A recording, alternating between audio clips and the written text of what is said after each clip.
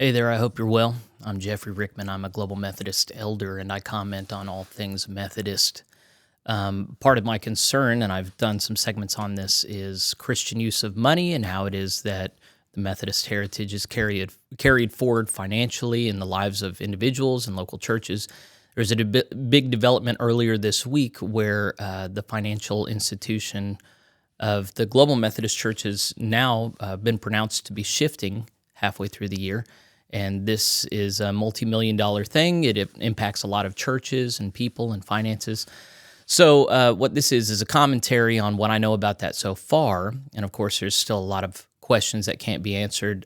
You can check the show notes for some links that I put for an FAQ generated by the Global Methodist Church and things that we know right now. But this is a developing thing, so it's possible that there's maybe one or two things that I misstate in here, but for the most part, I'm just talking about generalities. This is a picture that I've been watching for some time in my 12 years of ministry, and I'd like to think it's helpful in helping churches, clergy know what's going on here, what's not going on here. All cards on the table. Plain spoken is an effort on my part, and I'm right up front. I'm a conservative traditionalist. That's why I left the United Methodist Church, and I'm now Global Methodist clergy. And I don't think that has much bearing on financial policy, but it does have to do with my general sympathies towards the United Methodist Church and the institutions it has built, including Westpath. That said, I have warm feelings towards Westpath, and I'm gonna explain why. But even so, this is going to correspond with an article that I've titled "Why Leaving Westpath is Probably the Right Move." I think that leaving Westpath probably is the right move for the GMC, despite my warm feelings about it. And so this is kind of walking people through why this is probably a good thing for GMC leadership to do. I know that especially within Global Methodism on the ground floor, there are probably a lot of people that are, people don't like change generally. So why is this a change worth doing, especially whenever Westpath works so hard to make room for the Global Methodist Church? So that's what follows from here. If you kind of don't like my editorializing or my personality, this does correspond, like I said, with an article that I've written up. And so if you'd rather just read the text, then you can go to the show notes and click on that link, and it'll take you, it'll show my video up top, but then if you scroll down, it'll be all text. So, and if it turns out you like my writing, then go ahead and subscribe there. And then if you find my thoughts and reflections worthy here, then go ahead and promote them in what ways you desire. So let's get into it, eh? I'm going to start off by saying that Methodism has been financially good to me all my life. My whole life has been marked by relative material prosperity afforded largely by Westpath. So I grew up as a child of two ordained elders in the United Methodist Church, and then I've been in 11 years of ministry in the United Methodist Church before I disaffiliated earlier this year, or I guess last year. So Westpath has been a part of my life all my life, and my life, I've been a very privileged person.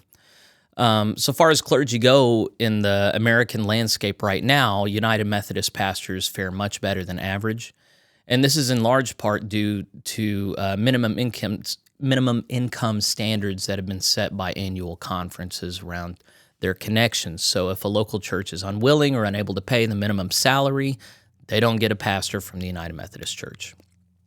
And as the historian John Wigger, who wrote a biography on Francis Asbury called American Saints, reported, I highly recommend that book, by the way, churches in America, Methodist churches in America, have always been reluctant to pay pastors as well as they should, and so the denomination has effectively used what power it has to help local churches support their clergy in the ways that they should on the grassroots level. Another body responsible, though, for the well-being, financial prosperity of United Methodist clergy has been Westpath. It was formerly called the General Board of Pension and Health Benefits back in the day, and that's the official financial entity of the United Methodist denomination. For decades, this body, Westpath, has been entrusted to administer the health insurance and retirement funds of United Methodist clergy. It also cooperates with foundations that are established in each annual conference that will handle and administer the endowment and investment funds of local churches. They also sometimes issue grants or loans. Westpath's versatility as a financial institution allows for conference foundations to offer a wide variety of services to local churches that other churches outside of the United Methodist Church rarely have awareness of or access to. So, Westpath isn't the only body that does stuff like this, but it's the main one that I know about. It's the one that I've grown up with. And there are a lot of good things to say about Westpath. There are a few not so good things to say, but I'm going to offer those not in a vindictive spirit, but just a spirit of concern, kind of explaining why we are where we are. Some of the things I've really liked about Westpath's investment model over the years, one is that they have from what I can tell, a robust microloaning program in developing parts of the world. So if you've ever studied the impact that microloans have in the developing world, they're a huge factor in helping people get out of poverty and creating local economies. So I've been really proud over the years for my money to be going into making such development possible. Ever since that I've been, if you've watched much of my stuff, you know that there was a point early in my ministry where I decided I needed to be equipped for financial ministry. It's something I shouldn't run from or be ignorant of. I should know more about it. So J. Cliff Christopher and Horizon Stewardship Ministry, that's been a big part of my walk. I highly recommend them. And ever since I've really been reading about them, I've been a big fan of Westpath. I think that in many ways they've done a good job. I liked for a time they were much more responsive. They had an iPhone app I could check and see the progress of my investments. They have since discontinued that app, and I think that was a mistake, by the way. When I moved to a church here in Oklahoma that was not, it had an endowment, but it wasn't invested with Westpath, I said, hey, we should invest with Westpath. We've since started investment funds for both of our churches with Westpath through the Oklahoma United Methodist Foundation. My wife and I, we like Westpath so much, we even started our own endowment fund and then one for each of our children, all of which come back and benefit the local churches. So the Rickmans have been bigger supporters of Westpath than most people. I just think that they're a very impressive institution that offers a lot of muscle to local churches that is pretty incredible. But even so, I have been increasingly frustrated with them in recent years for a few reasons. One is they're not very transparent or accessible. While both of my churches have significant amounts of money invested with Westpath through our foundation here in Oklahoma, the reporting of those funds is limited to monthly reports that are not interactive at all, and they lack in the amount of information that they provide. So unlike other investment firms, there is no way to log into a website on which you can see the particulars of your portfolio investment or day-to-day changes in their accounts. They do have a website, and you can log on and get some basic information about your investments, but it's not nearly as responsive or detailed as normal financial institutions that I deal with. And so, like, I'm personally invested in 3 private investment firms with my own money. I just like to know how they work, and they are all much more transparent and engaging and responsive than Westpath. We've never heard a good reason, and we've asked as to why Westpath's reporting needs to be so opaque and limited. Moreover, when a church's endowment or investment funds are supposedly invested in the exact same fund, then it's strange whenever they report different rates of success or loss, of gains or loss. So here at the Nowata Church that I serve, we've had an endowment fund and an investment fund, and we've been told they're invested in the exact same funds, and yet one might have a profit of 0.2% one month and another a profit of 0.1. That's just an example. Why would that be? So it's probably that there are different management fees and other things going on behind. But whenever you take all these things together, plus the lack of transparency, it just kind of engenders a kind of anxiety about this relationship, especially as they are surely affected by the division in the denomination. So, before we get to that, I want to acknowledge that Westpath's investment record is very impressive in a number of ways because it's been constrained from the beginning by the ethical standards established by the General Conference. So while they are expected to generate income, Westpath is also restricted from investing in such ways that goes against the social principles of the United Methodist Church. And so that means that they're not at all invested in tobacco or firearms, among some other sectors of the economy tied to vice. This limits their investment options, obviously, but they've still been able to generate very competitive returns with private investment firms. And this investment strategy also fits neatly into a phenomenon called ESG. So I'm starting off with a positive, but I do not like ESG. If you don't know what ESG is, it stands for Environmental Social Governance. It's an investment strategy utilized by large investment firms like BlackRock, State Street, Vanguard, to effect social change around the world outside of the democratic process. So these policies and practices almost universally conform to socially progressive agendas and goals. So many people, including myself, have grown increasingly concerned that Westpath is largely adopting an ESG strategy that's matched not so much with the United Methodist Church's social principles, which for the time being are fairly balanced, but more and more with a worldly leftist ESG ethos. So even though they are invested in fossil fuels, for example, they use their influence, their spot at the table by my dollars. They use that influence they get from my dollars to actually insist on policies that all but require these businesses to shift into renewables over time. And I don't want to start an argument about that right now, but I have very significant concerns about these shifts being made top down from policy rather than when dictated by the market. When you look at where renewables come from, the materials to make these things, I see some real problems. Anyway, I don't want to argue about it.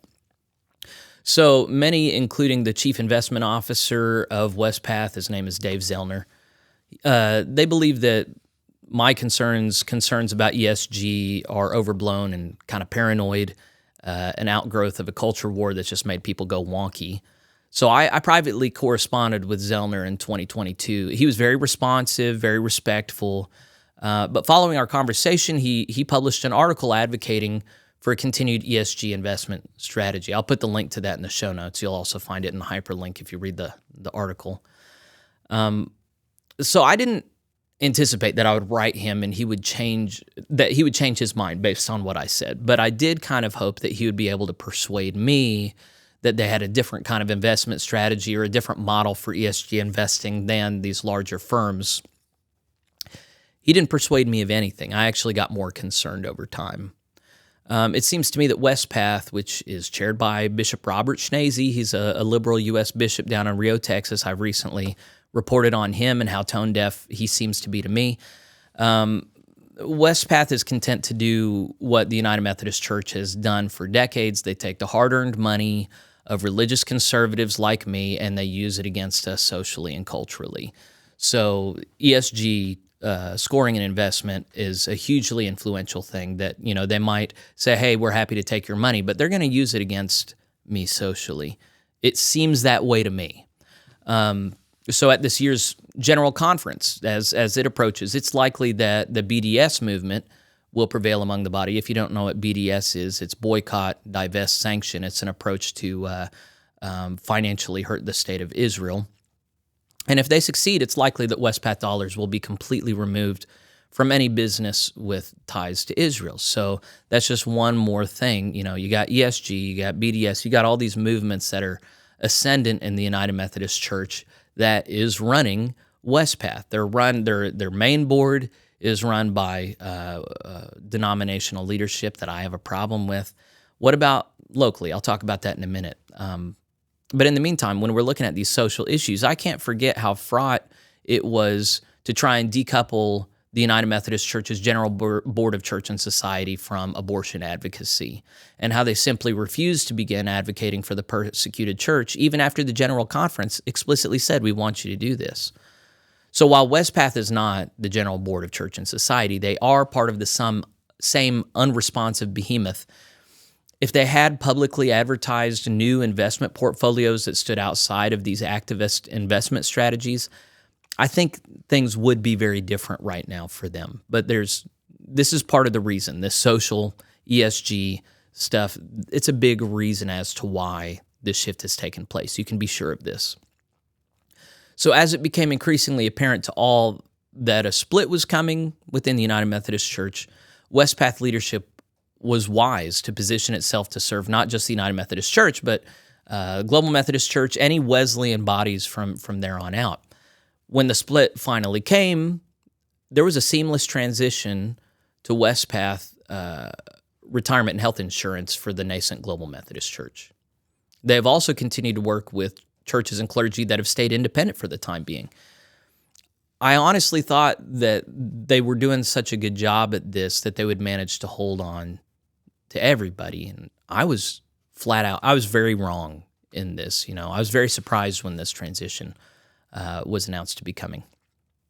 Many Westpath foundations in various annual conferences have attempted to show their eagerness to work with the Global Methodist Church by welcoming Global Methodist leadership onto board positions. I'm not sure how well that's gone. In Oklahoma, for instance, such an effort was stymied by the bishop here, Bishop Nunn, who behind the scenes started making calls and moving pieces and managed to get all United Methodist loyalists on the board of the foundation here. I'm unsure how many other conferences have dealt with a similar phenomenon, but I am aware of at least 2 other annual conferences in which foundations fought very hard to hold on to endowment funds of disaffiliating churches, even refusing to even process a request to move the funds and filing suit against the local church in order to retain those funds. So I don't know how common that is. The reason it's hard to speak accurately about these things is whenever these things happen, they're done behind closed doors, they're secretive, and even whenever there are aggrieved parties that could talk about it, they are told by lawyers who want to keep things in their control that, hey, you need to keep quiet about this. If you start talking about it, could affect how things go legally. So there are all kinds of things going on that I and very few people have any idea of because people are tight-lipped about it. But regardless of how many of these things are going on, just these few, they make an impression. Instances like these coupled with high insurance premiums and just the way that Westpath has gone, they put a bad taste in the mouths of those who are watching. So whether or not Westpath leadership had any direct influence in how things went with these individual foundations, whether or not they could make significant decisions impacting health insurance rates, unfortunately, it just doesn't matter much. In order to keep and earn and keep the trust of Global Methodist leadership, Westpath needed to vocally and strongly make space for a more evangelical and conservative presence in their organization. Because of the ESG stuff, because of stuff happening at foundations, it was just clear they didn't do that, and now that neglect has cost them. So on Monday, January 8th, earlier the week that this was filmed, the Global Methodist leadership announced that they would be officially divesting from Westpath and partnering instead with GuideStone funds. GuideStone is a very similar institution to Westpath. They fulfill virtually all of the same functions as Westpath, but it is decidedly much more conservative in nature. So rather than being concerned, say, with global warming and weapons, they signal more concern about abortion and gender reassignment, among other culture war issues that are more clearly intersecting with biblical interests. So as a conservative believers, it seems to me that I, with GuideStone, don't have to be concerned about the leadership of that institution using my assets against me in the cultural setting that we're in. I don't have to read every press release from this financial institution to try and read between the lines to see if my side is going to be affronted by something. It would seem that I can trust GuideStone as a sort of analog to, I don't know how many of you know what Strive Asset Management is. It's the investment firm that was started by Vivek Ramaswamy, which I don't care how you feel about him as a candidate, it's a good asset management company because they also stand outside of newer ESG models of investing. They choose to actually invest in the interests of their clients. But whereas Strive's management is libertarian and kind of unscrupulous, GuideStone's is decidedly conservative, evangelical, and Christian in its disposition. So it's not that I and others want the Global Methodist Church to have a libertarian, unscrupulous strategy. Rather, we want a similar investment strategy to Westpath, but we want it oriented by conservative values, not liberal ones. So I've not been able to do a lot of comparative work between comparing the portfolios of Wespath and GuideStone, but I've been assured by those who have done that work that GuideStone's performance is commensurate with that of Westpath. And if that's the case, that's great, because Westpath has done really well. They've generated really good returns for me and my churches and my family. I've also been assured that GuideStone will offer management for personal and local church endowment funds, as well as several other kinds of investments. So from a recently published FAQ that got put out by the Global Methodist, it would seem that annuities can't be transferred. I think I've understood that correctly. I don't think the defined benefit portion of one's pension is ever going to be transferred over, but I'm not sure if that has any significant financial implications. So I'm looking forward to learning more about all this stuff in the near future. GuideStone is currently creating a lot of protocols that are necessary to circulate so that Global Methodist churches can transfer all their assets if they need. Many of the particulars will be made known soon. I've put in a request to Jeff Pospisil, the CFO of the Global Methodist Church, see if he can answer some questions. He was a big part of making this decision, and so we're hopefully scheduling that for next week. But in the meantime, I find myself being hopeful that GuideStone can be the institution that I wanted Westpath to be. So I hope that they also participate in a microloan arrangement in developing parts of the world. And I hope that this decision that gets made doesn't lead to more splintering and division, but it actually is something that leads to more health and solidarity for not just Global Methodists, but I hope that this is something that galvanizes a lot of evangelical Christians in their churches in the near future. So in particular with the Global Methodist Church, I think this can be the start of something new. So I've noted in a previous episode on my channel that there's some language in the Transitional Book of Doctrines and Discipline, that's our shared covenant document, that indicates the intention to establish permanent funds established in the Global Methodist Church aimed at the education of clergy. So here's that language. That's paragraph 411. The paragraph is titled Ministerial Training Fund. Quote, "A fund shall be maintained for ministerial education by the Transitional Leadership Council. Once certified, a candidate may request a loan to assist with educational requirements. A service commitment of 5 years' duration after ordination is required of any clergy who receives such assistance, with 20% of the loan amount forgiven for each year of the ministry within the Global Methodist Church." So this language, that's the end quote right there. This language indicates to me that there's a real possibility in the GMC that we might become the sort of financial institution that the UMC should have been, but it'll be inverted. So the United Methodist Church, they had endowed funds, but they were for the benefit of the superstructure, the general boards and agencies, for the annual conferences. They were spent and not reported on publicly. GCFA knows what they have, but getting any financial information on those endowment funds is difficult. But the GMC could establish publicly reported endowment funds for the benefit not of the higher-up agencies, but for the local churches and their clergy, which would be awesome. So I'm aware that many in the Global Methodist Church want to keep the budget, the shared budget, so thin that there is no possibility of any accumulation of excess funds. So many are just so concerned and damaged by the rampant abuses in the United Methodist Church of hoarding and financial obfuscation. They don't want anything like that. They don't want to even allow for that possibility. So I'm of the mind that the answer is not to enforce a beggarly, impoverished organization. I don't want a GMC that's constantly hurting for money and unable to do a good job and beggarly. I think the answer is to insist that the GMC uses funds transparently, that they report transparently, that they are responsible and answerable to their, responsive is the right word, responsive and answerable to their constituencies.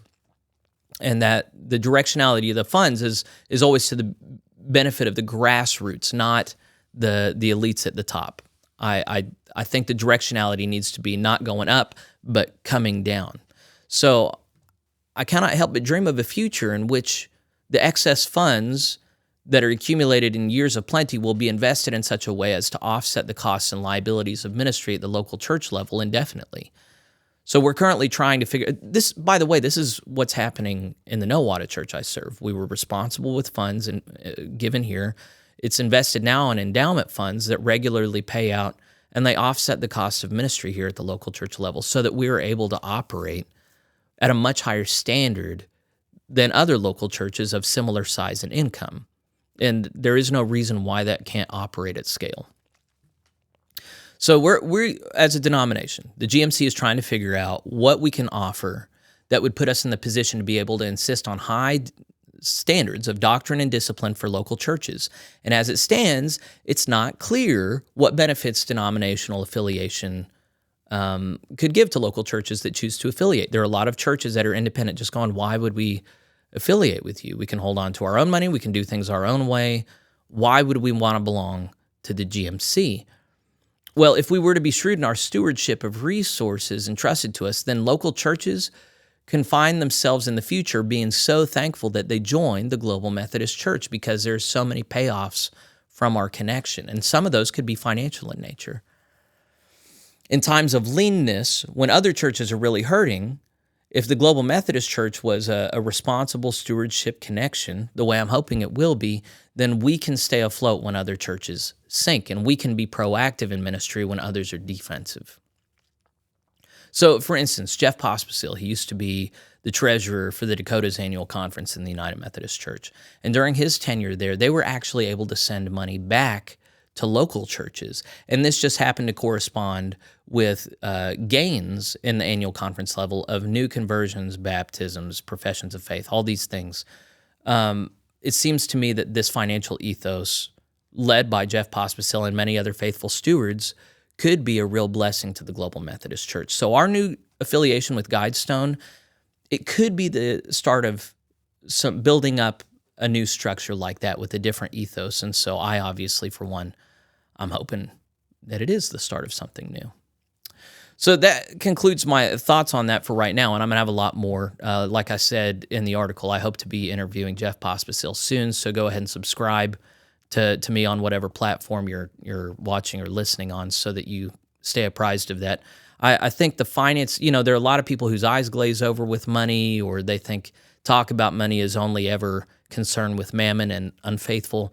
And I just respectfully disagree. I think Jesus talked about money a lot because our relationship with money matters a lot, and that has to do with the individual, and I also think it has to do with the collective. So I'm going to keep talking about it, and I'm just really glad that we have someone like Jeff Pospisil at the top who can be responsive and transparent and eager to share about what God is doing in this body. And so my prayer is that we keep that going in a good direction, but also that the culture of the GMC broadly is affected all over, permeated by this ethos of transparency and flourishing and concern for the local church. So if you're a person of prayer, I'd invite you to say those prayers with me. If you like my presentation, how my brain works, how I'm breaking these things down, if you're not subscribed, I want you to go ahead and subscribe. If you think I'm really helpful for the equation, the Global Methodist Church and larger Methodism more broadly, you might consider financially supporting this ministry. I'm hoping to grow it over time. So you can go to plainspoken.locals.com, and that's where you can become a supporter, and I'm supposed to offer special perks. I haven't been good about that lately, but I will.